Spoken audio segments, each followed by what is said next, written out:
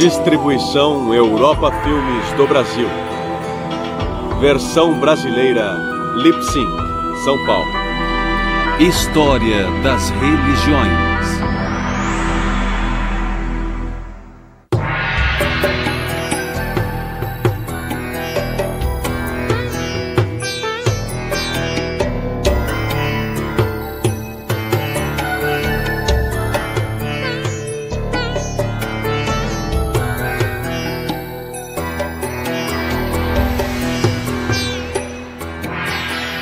Hinduísmo.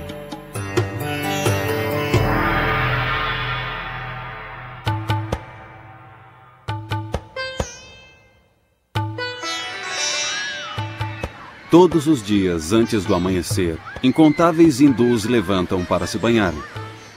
Em sua maioria vivem na Índia, mas também em lugares distantes como Singapura e Washington.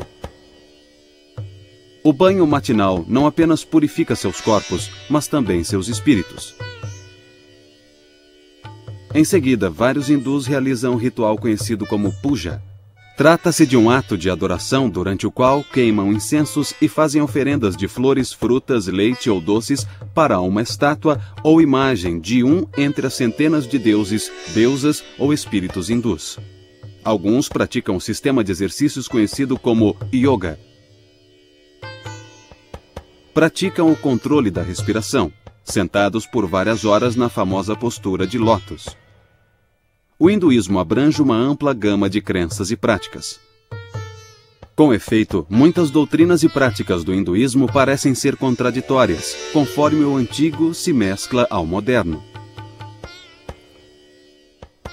O significado mais comum da palavra sânscrita Veda é verdade ou conhecimento, e tem relação com a palavra wit, da língua inglesa. Mas a palavra Veda costuma ser especificamente utilizada em referência às antigas escrituras hindus.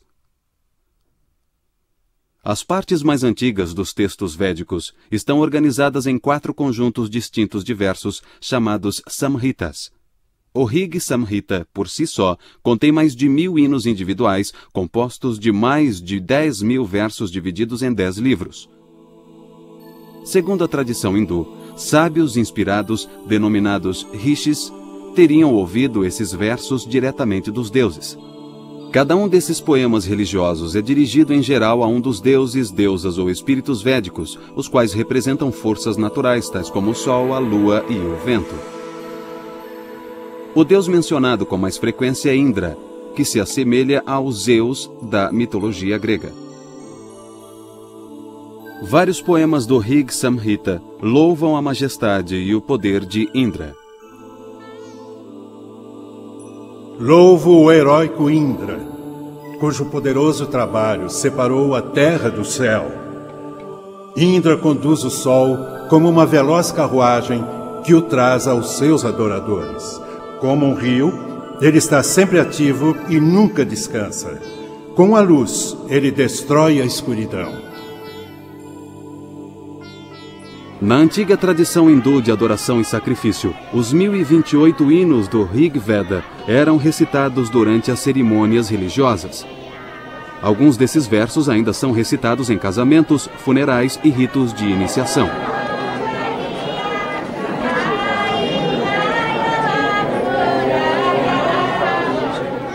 Os simples atos de recitá-los é sagrado, assim como o som produzido.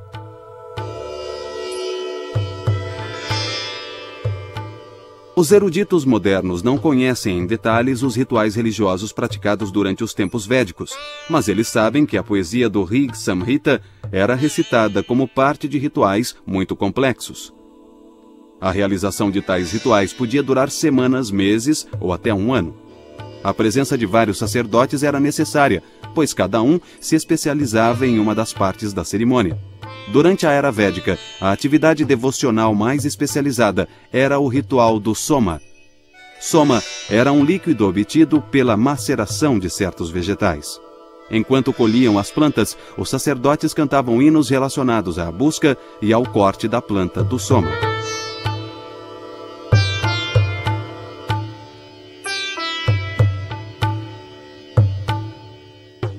Os Brahmanas, compostos aproximadamente entre 1800 a.C., adotam um tom insistente ao defender tanto a importância dos rituais quanto o costume de presentear os sacerdotes que os realizam.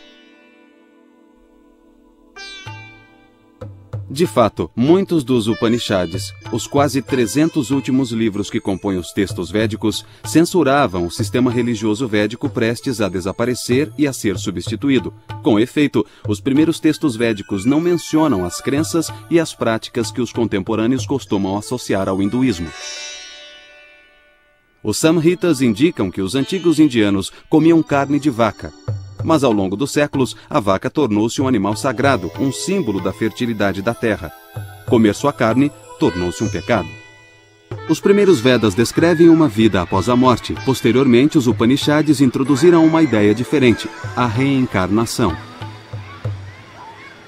Os hindus passaram a acreditar que as almas não iluminadas estão presas a um ciclo contínuo de morte e renascimento. Moksha, a liberdade do doloroso ciclo de morte e renascimento, tornou-se a meta dos que se dedicam à meditação e à autodisciplina. É provável que as crenças e práticas védicas tinham sido ofuscadas por revoltas religiosas contra a dominação dos sacerdotes e seus rituais rebuscados. As tradições religiosas do jainismo e do budismo, iniciadas no século VI a.C., viriam a se tornar os mais famosos desses movimentos de protesto. O budismo e o jainismo foram, em parte, uma reação ao sistema de castas. Esse sistema é composto de 4 níveis: os brahmanes, ou sacerdotes, os kshatriyas, ou guerreiros, os vaishyas, ou trabalhadores, e os shudras, ou intocáveis. Essas castas eram rígidas e não era possível transitar entre elas. Uma mulher poderia mudar de casta através do casamento, mas o homem ficava preso à sua casta, nascia em uma casta e tinha que seguir as regras de comportamento daquela casta. Os brahmanes eram encarregados dos rituais, e em sua ausência a casta mais elevada se ocupava dos rituais. A obsessão por rituais marginalizou grandes setores da população, alienou-os totalmente de qualquer crença espiritual ou religiosa, pois não podiam tomar parte desses rituais. Eles podiam contratar um brahmane para realizar o ritual, mas não participavam do ritual propriamente dito, ficavam alheios a ele. O desenvolvimento do budismo e do jainismo tem aí uma de suas razões, sendo uma reação contra o extremismo de casta e de ritual. As doutrinas filosóficas e éticas dos jainistas e dos budistas mudaram a natureza do hinduísmo. Os rituais védicos foram ficando em segundo plano a partir do século VI a.C. Teve início uma nova era de desenvolvimento do hinduísmo.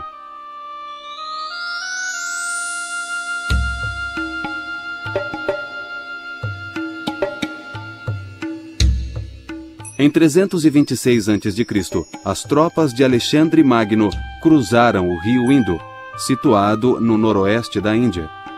Na época, a iminência do ataque parecia evidente e os dirigentes de vários territórios indianos haviam se associado.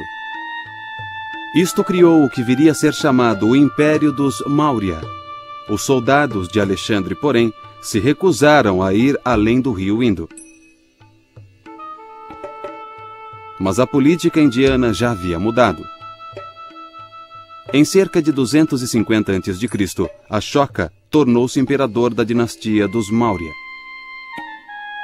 Expandiu o império por meio de violentas guerras de conquista, durante as quais centenas de milhares de pessoas morreram. Farto do derramamento de sangue, Ashoka voltou-se para a fé budista em busca de consolação. Ele influenciou profundamente a vida religiosa indiana devido ao apoio oferecido aos budistas. O apoio real ao budismo e ao jainismo continuou ao longo de um milênio, o que explica, em parte, a ausência de monumentos religiosos hinduístas antes do século IX da era cristã. Embora poucos edifícios religiosos hindus tenham sobrevivido, as bibliotecas mostram que o hinduísmo estava reagindo aos desafios colocados por budistas e jainistas, porém de forma mais intelectual do que material. A resposta hindu assumiu duas formas. Primeiro, os hindus reestruturaram seus sistemas filosófico e teológico. Aprofundaram ideias budistas e jainistas ou criaram argumentos contra elas. Por exemplo, os hindus aceitaram a crença em reencarnações. Adotaram outros conceitos como o karma, que é a soma das influências negativas e positivas geradas por boas e más ações. Os hindus também abraçaram a ideia de que o karma pode ter um impacto que se propaga ao longo de várias encarnações, mas rejeitaram a noção de que Buda tivesse aprendido o caminho para a salvação. O segundo tipo de resposta hindu foi a ênfase à adoração de divindades pessoais. Os deuses que se tornaram objeto de adoração não eram os mesmos encontrados nos textos védicos. Vishnu, Shiva, Krishna e Rama ganharam destaque, ao passo que Indra e os outros declinaram. Os Upanishads continham algumas indicações das respostas da filosofia hindu ao budismo e ao jainismo. Por exemplo, o Taittiriya Upanishad começa com várias afirmações que são citações quase exatas de tratados budistas. Entretanto, em sua continuação, o Taittiriya Upanishad conclui que existe um verdadeiro ser interior, o que os budistas negam. Os filósofos e teólogos hindus começaram a sistematizar ideias que não haviam sido plenamente desenvolvidas nos Upanishads. No fim do século VIII e início do século IX d.C., um filósofo talentoso chamado Shankara viria a se tornar o mais célebre expoente da posição que veio a ser conhecida como Advaita Vedanta. Advaita significa literalmente não dual. O Advaita Vedanta afirma, portanto, que a realidade suprema, ou Brahma, e o ser individual, ou Atman, são um só. Shankara afirmou que os deuses são formas interiores de Brahma e que as pessoas não se prejudicavam adorando um deus pessoal. O próprio Shankara era adorador de Shiva. Shankara acreditava que, no fim, cada um deveria ultrapassar essa dependência das deidades individuais.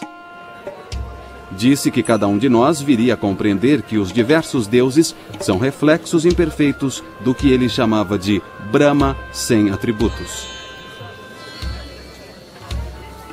O Advaita Vedanta de Shankaracharya é uma posição muito forte na Índia. A questão é, por que é uma posição tão forte?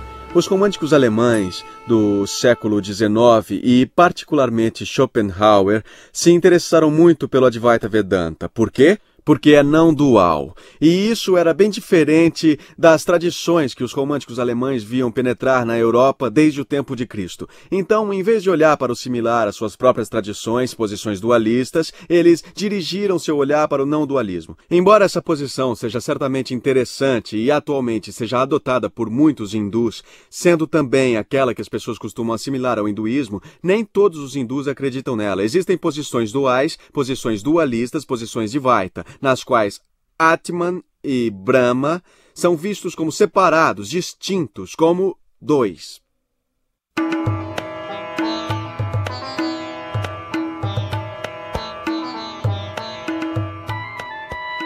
Os primeiros séculos da era cristã testemunharam uma imensa explosão de energia criativa na Índia. Havia teatro, poesia, histórias e muitas outras formas de literatura que expressavam a nova criatividade dentro da civilização hindu. Duas obras vieram a ter importância tanto literária quanto religiosa. Uma delas foi o poema épico chamado Mahabharata, cujo título poderia ser traduzido por O Grande Livro dos Bharatas. Bharat foi o ancestral de duas famílias reais, os Kauravas e os Pandavas. 5 príncipes Pandavas perderam seus direitos de reinar num jogo de dados. Os Kauravas ganhavam o reino, que deveria ser devolvido aos Pandavas depois de um período de 13 anos. Mas no 13º ano, os Kauravas não cumpriram sua promessa. O resultado foi a Grande Guerra dos Bharatas. 18 capítulos específicos do Mahabharata tornaram-se, por sua própria conta, uma escritura sagrada. Esses 18 capítulos são conhecidos como Bhagavad Gita, que significa Canto do Senhor. A Gita é um diálogo entre o príncipe Pandava, Arjuna, e o cocheiro de sua carruagem, que é o deus hindu Krishna, em forma humana. Krishna instrui Arjuna sobre a natureza da realidade. A certa altura, Arjuna olha para as fileiras opostas do campo de batalha, para o exército dos Kaurava. Entre os seus oponentes estão seus primos, um antigo mestre e outros amigos. Ele se enche de terror e remorso ao pensar que terá que matá-los. Ao longo da Gita, Krishna ouve com paciência enquanto Arjuna se aflige ao pensar nas potenciais consequências da matança. Krishna refuta cada uma das objeções de Arjuna, revelando sua própria natureza divina. O guerreiro Arjuna logo se conscientiza de que Krishna determina o curso de todos os acontecimentos. E Krishna diz a Arjuna que seu dever divinamente estabelecido é o de lutar. Não podemos esquecer que Arjuna é um guerreiro, nasceu como um guerreiro. E Krishna está apenas lhe indicando que ele deve seguir seu Swadharma, sua natureza, a natureza do seu ser que, como Kshatriya, como guerreiro, é a de lutar, independentemente de suas relações com seus oponentes. Então, sendo assim, se Arjuna agisse de outra maneira, por exemplo, seguindo sua dharma, a natureza de um brahmane de uma outra casta, da casta dos sacerdotes, estaria fazendo a pior coisa possível. Arjuna é um guerreiro e, como tal, seu dever ou dharma é lutar. Arjuna deve lutar. Krishna declara que nenhum karma negativo resultará disso desde que Arjuna se concentre na tarefa em si mesma, realizando-a sem desejo de ganhos pessoais. Como Krishna diz a Arjuna: Estes nossos corpos perecem, mas as Escrituras declaram que a alma é eterna, indestrutível e insondável. Sendo assim, lute, ó filho de Pandu. Aqueles que acreditam matar e aqueles que acreditam que são mortos não compreendem verdadeiramente que não matam e não são mortos. A civilização hindu tem uma longa história.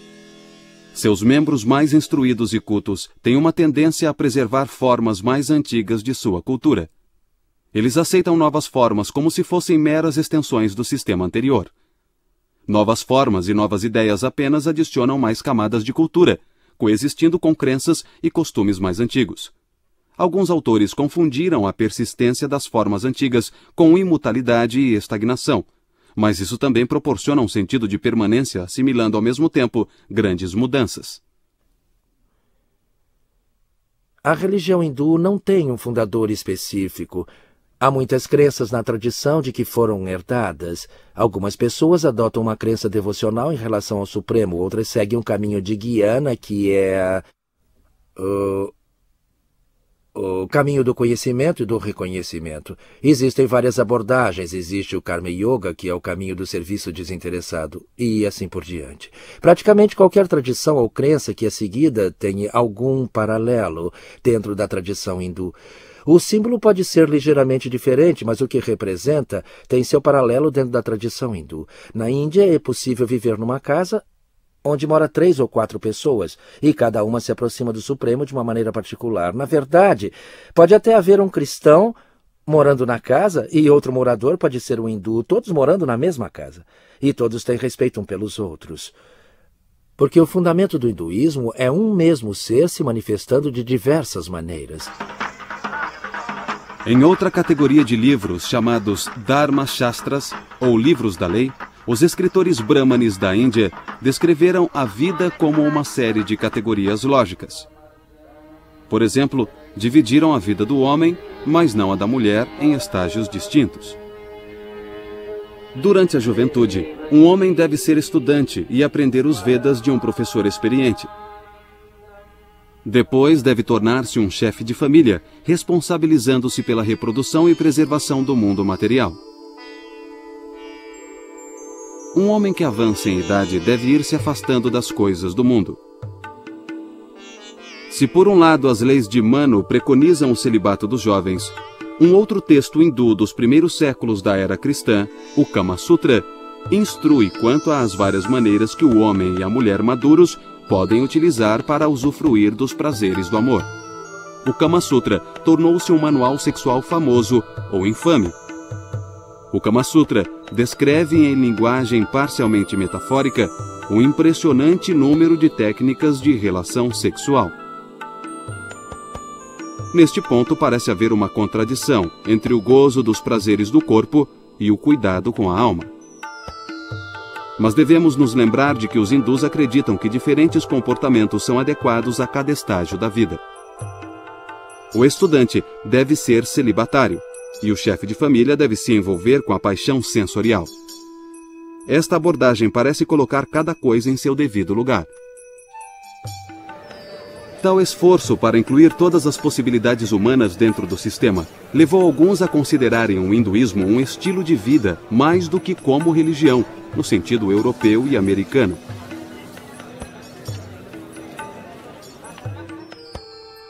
Uma outra dimensão do estilo de vida hindu surgiu no que poderia ser chamado de Baixa Idade Média da Índia. Esta nova dimensão era um sistema bastante desenvolvido de astrologia e continuou a ser parte importante da vida hindu. Extensos manuais sobre o assunto eram facilmente encontrados, e o astrólogo de calçada tornou-se uma figura importante em todas as cidades e vilarejos. No caso de decisões importantes como a realização de um casamento, os horóscopos da noiva e do noivo recebiam cuidadoso estudo. Os horóscopos também eram consultados para escolher o dia mais auspicioso para o casamento. Assim, tanto as estrelas como as fases da lua, os dias do mês e as horas do dia têm um papel de destaque na vida dos hindus. Dessa maneira, a astrologia se assemelha à água como um dos elementos práticos do hinduísmo. Hindus, judeus, cristãos e muçulmanos utilizam a água tanto física quanto simbolicamente, como substância de purificação. Os cristãos entram em uma nova vida através do batismo. Os muçulmanos têm que se lavar antes de orar para se purificarem. Da mesma maneira, os hindus consideram o banho como um ato que remove qualquer forma de impureza, razão pela qual a maioria dos hindus se banha todas as manhãs. Os hindus consideram o rio Ganges, no norte da Índia, como a água mais pura do mundo. Muitos hindus acreditam que um banho no Ganges elimina todos os pecados. Os idosos às vezes escolhem passar seus últimos dias à beira desse rio, particularmente em uma das cidades sagradas por onde ele flui. Após a morte, eles são cremados e suas cinzas são espalhadas sobre o rio.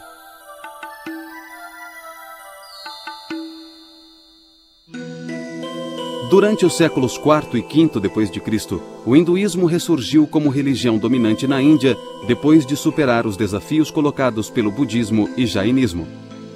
Os milhares de templos construídos durante esse período eram apenas os símbolos mais óbvios do renascimento hindu. Ellora, localizada na Índia Central, perto da cidade de Aurangabad, apresenta uma série de grutas que foram ampliadas e decoradas por muitas gerações de escultores de pedra. O mais impressionante monumento de Ellora, contudo, é o templo Kailasana, do século VIII, dedicado a Shiva. Por meio da construção de templos, a iconografia, o simbolismo visual da estatuária religiosa, tornou-se muito importante. Em culturas nas quais poucas pessoas eram capazes de ler, os símbolos conhecidos permitiam que os iletrados compreendessem a mensagem transmitida pelas construções religiosas. Os vários deuses e as histórias dos seus feitos adquiriram uma forma padronizada de apresentação. Shiva, por exemplo, é frequentemente retratado como um dançarino. A ideia religiosa é que a dança de Shiva mantém o universo em movimento. Outra representação de Shiva é a do Mahayogi, o meditador cósmico. Essas imagens apresentam Shiva sentado na postura de lótus, com os olhos apenas entreabertos, focalizando a ponta de seu nariz. Como outros ascetas errantes, Shiva está sentado sobre uma pele animal. Seus cabelos estão enrolados no topo da cabeça e disse que é deles que o Ganges flui. A ideia simbolizada aí é a de que a meditação de Shiva cria e sustenta o universo. As imagens dos deuses hindus são instaladas nos templos e são tratadas como se fossem pessoas. As imagens são adoradas por meio de orações e oferendas de alimentos, além de serem banhadas e vestidas regularmente. Judeus, cristãos e muçulmanos consideram a adoração de imagens como idolatria. Mas os hindus sabem que Deus existe espiritualmente e não pode ser reduzido a uma imagem ou estátua. Embora mostrem grande respeito pelas imagens em si mesmas, os hindus cultuam na realidade o que as imagens representam. Na maneira hindu de ver as coisas, só há um ser que se manifesta de diversas maneiras. As deidades são cristalizações desses princípios. A mesma consciência universal se manifesta em cada deidade, mas é uma das naturezas de Deus ou um dos sabores de Deus que é representado pelas deidades. Por exemplo, o aspecto de Deus que remove os obstáculos é personificado como Ganesha, mas sob o aspecto externo está a mesma consciência onipotente. Quando adoradores hindus se dirigem a um templo particular, realizam os rituais de puja, isto é, a adoração composta por oferecimento de alimentos e orações para a imagem do Deus. Acredita-se que a deidade absorva a essência do alimento e da roupa a ela oferecida. Os adoradores hindus ganham mérito espiritual por meio das oferendas aos deuses. Também ganham reputação de pessoas que oferecem sacrifícios, o que aumenta o seu prestígio dentro da sociedade. Puja no templo, porém, é um evento relativamente raro na vida do hindu comum, que costuma oferecer um puja diário a um pequeno templo dentro de sua própria casa.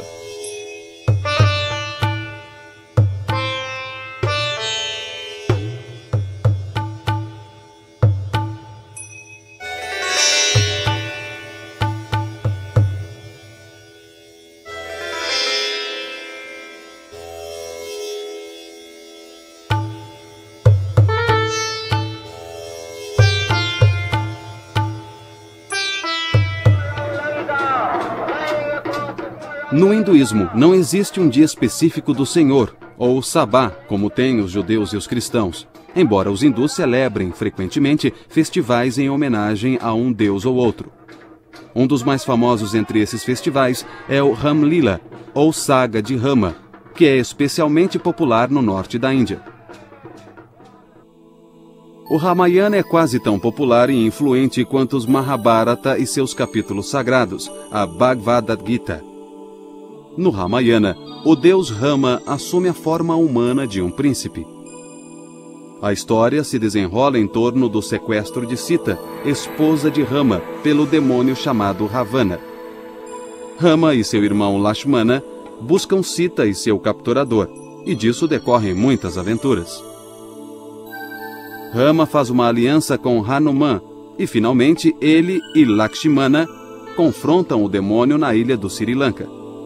Utilizando o poder divino de Rama e de milhares de macacos do exército de Hanuman, os heróis matam o demônio.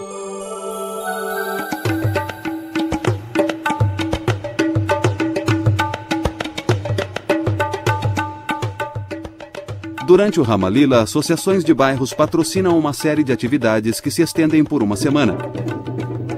A cada noite, as associações de bairro realizam apresentações para contar a história do Ramayana. As peças dão aos artistas amadores a chance de mostrar seus talentos.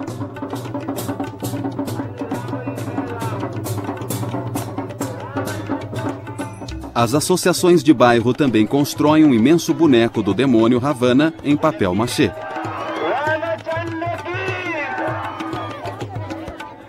O ponto culminante do festival é o momento em que o demônio é queimado.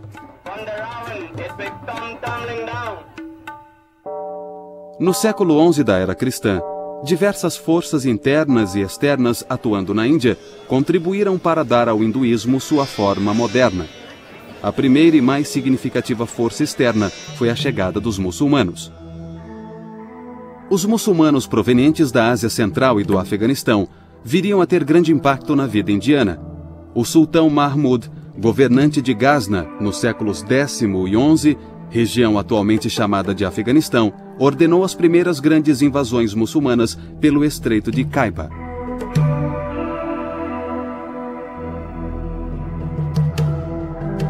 Suas motivações principais eram aparentemente econômicas. Mahmud queria transformar Ghazna, a cidade capital, em uma das maiores cidades do mundo islâmico. Ele tentou atrair para sua corte os mais destacados poetas, figuras literárias e eruditas. Mas isso exigia mais riquezas do que as geradas pelo reino. Mahmud voltou-se então para os templos de sua vizinha, a Índia. Seu patrimônio era abundante em pedras preciosas. Mahmud cobiçou os objetos de ouro e prata que ele via dedicados à idolatria.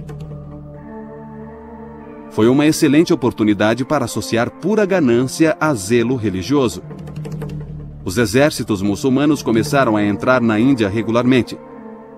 Mahmud de Ghazna foi o primeiro de uma longa série de conquistadores e imigrantes muçulmanos que foram para a Índia a partir da Ásia Central, do Irã e do Afeganistão. Todos foram fazer fortuna na Índia. O Islã tornou-se forte na Índia e influenciou o hinduísmo de duas maneiras.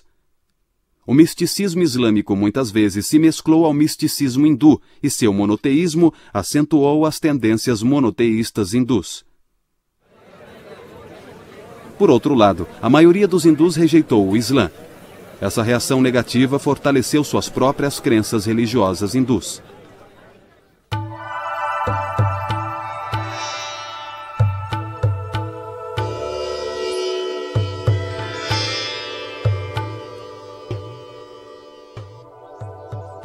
Os movimentos Bhakti renovaram o hinduísmo entre os séculos IX e XVIII da era cristã.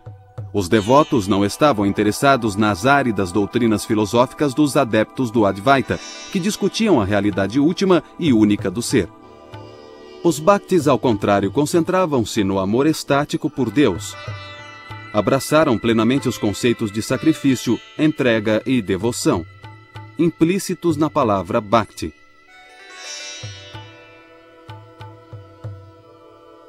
Os movimentos Bhakti também eram altamente pessoais. Os Bhaktis adoravam um Deus pessoal e não o ser absoluto, sem atributos descrito pelos adeptos do Advaita. Os crentes imitavam os santos poetas, essenciais para o movimento.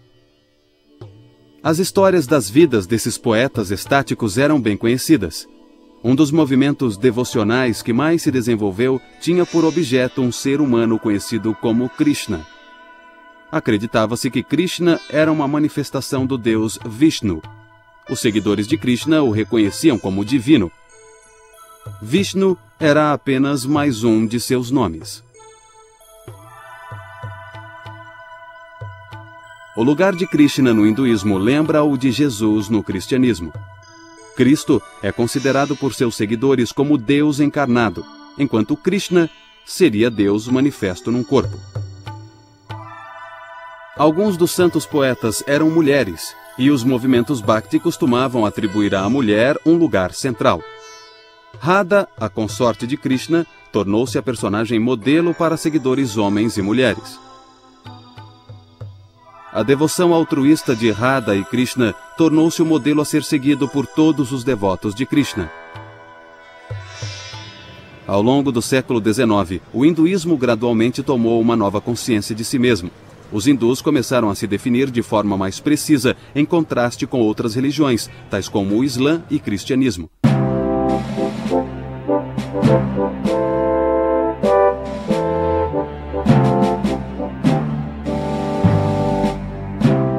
Quando chegaram à Índia no início do século XVII, comerciantes britânicos buscaram concessões comerciais dos imperadores mongóis que eram muçulmanos. Posteriormente, perceberam que a maioria do povo não era muçulmana. Foi somente no início do século XIX que o termo hinduísmo se disseminou.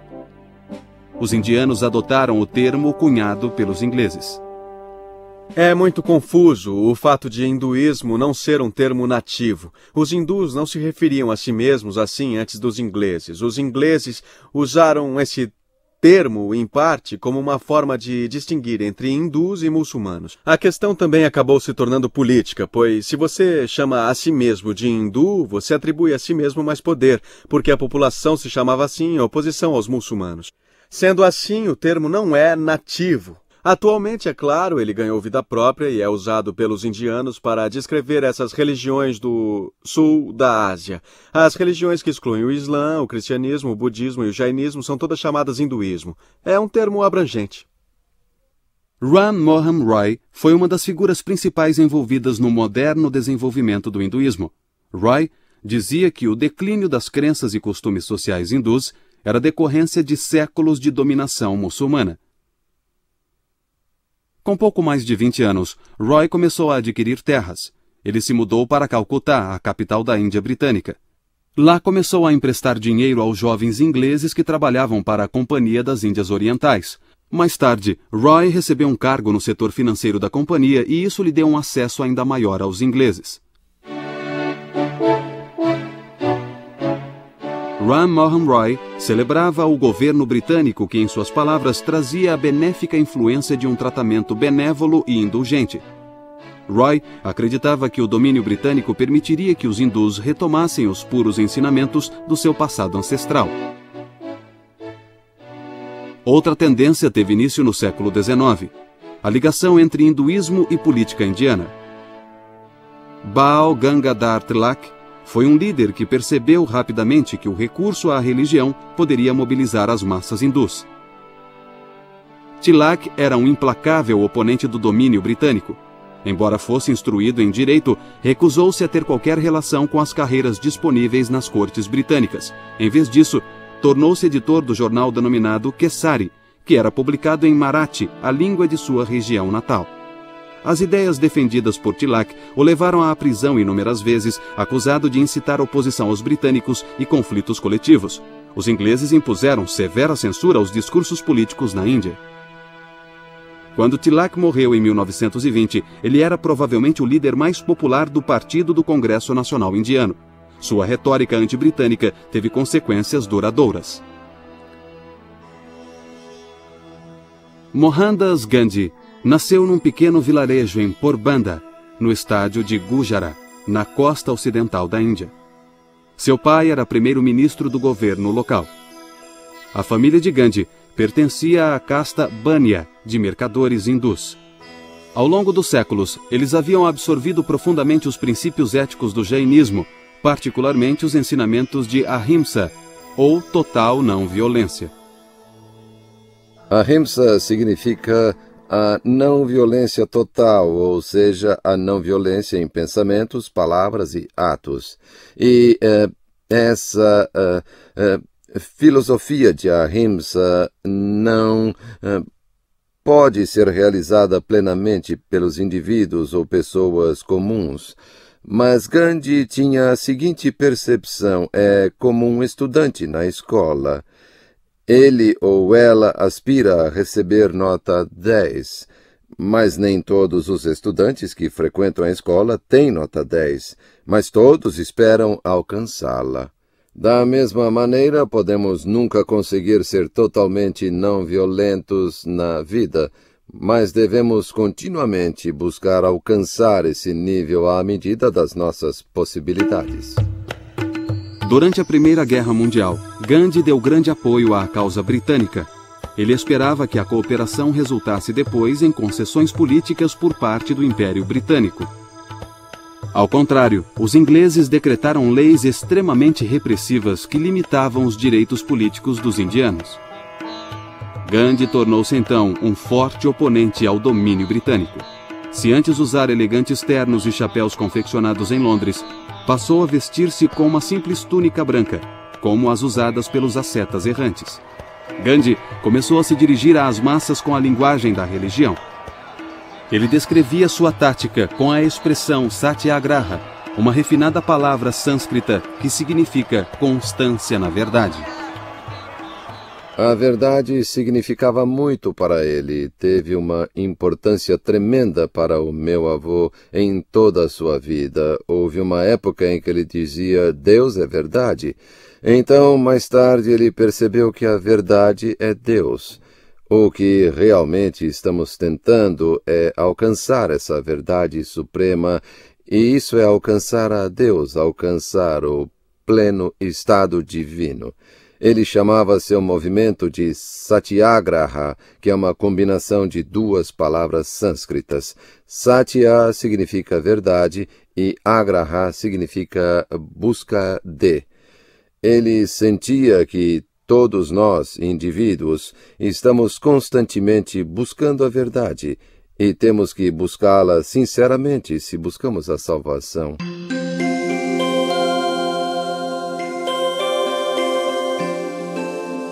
Gandhi aprendera muito com Tilak sobre como recorrer à religião para impelir as massas indianas.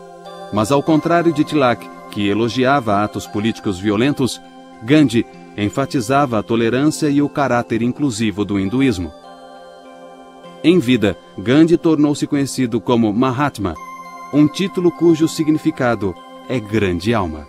Como Mahatma, ele tentou trazer os não-hindus para o movimento pela independência. Ele veio a perceber que a Índia era constituída por diversas religiões.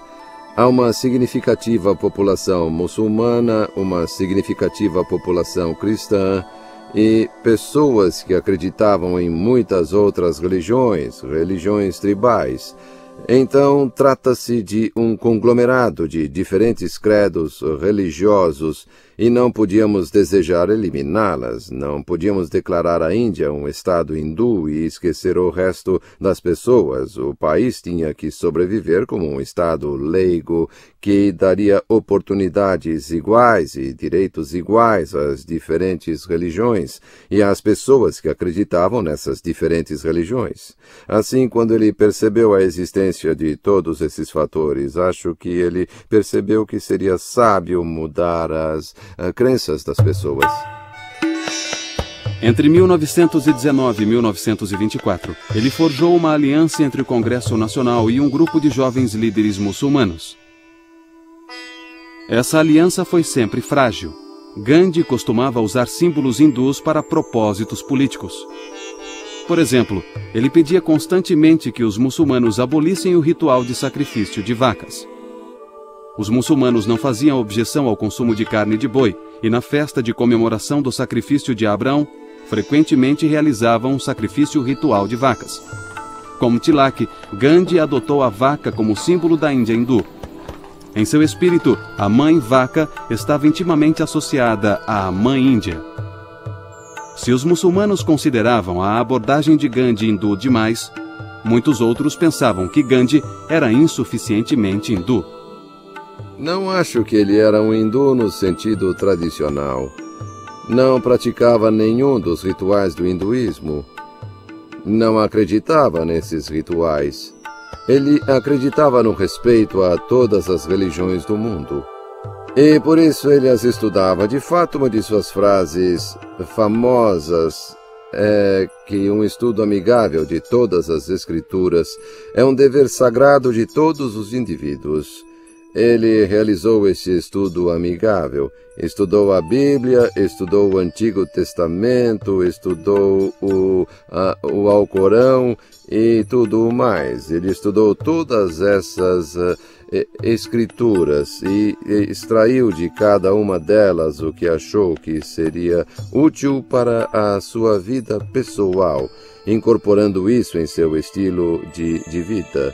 Ele foi capaz de demonstrar respeito por todas as diferentes religiões e delas incorporar o que achava útil. E, de certa maneira, poderíamos dizer que sua religião e sua prática da religião, embora fosse substancialmente hindu, era também substancialmente ecumênica.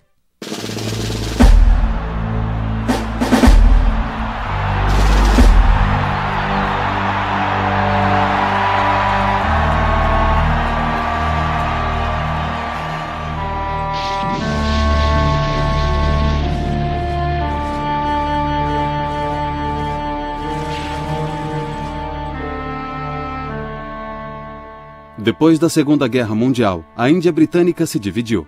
Um novo país chamado Paquistão era majoritariamente muçulmano e a Índia era majoritariamente hindu. Vários milhões de muçulmanos permaneceram na Índia e Gandhi se empenhou em desfazer a fissura entre muçulmanos e hindus. Muitos começaram a ridicularizá-lo, chamando-o de Mohamed Gandhi.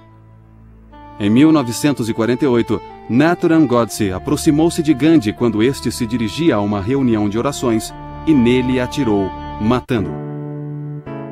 Como podemos constatar, o debate continua no interior do hinduísmo a respeito da natureza dessa religião. O hinduísmo não é apenas uma crença viva, é também uma crença vívida e uma grande variedade de crenças e práticas coexistem dentro dele. Após quase 40 séculos de existência, o hinduísmo continua em formação. Nenhuma versão exclusiva foi capaz de determinar as doutrinas hindus e seus valores. Talvez o fato mais notável seja a sobrevivência e a adaptação de uma tradição religiosa por um período tão longo. O hinduísmo é uma das mais antigas religiões do mundo.